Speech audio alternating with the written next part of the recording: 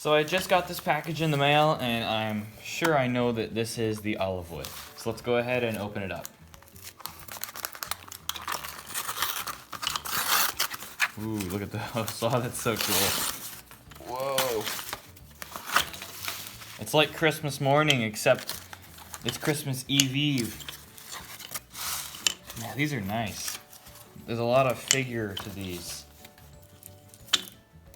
These are really pretty. They'll make some really nice pens. In the bag here, we also have certificates of authenticity. I may or may not use these with the pens. And then we also have stickers that say olivewood from Bethlehem, Holy Land. This is actually really cool. These 10 blanks here cost me about $30, a little less. I think it was more like $28.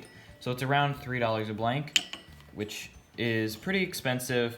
It's around the same price that I got Bog Oak for. It's from Bethlehem, which is definitely a selling point. I'm really excited to start making some pens out of these. I'm sure they'll be beautiful.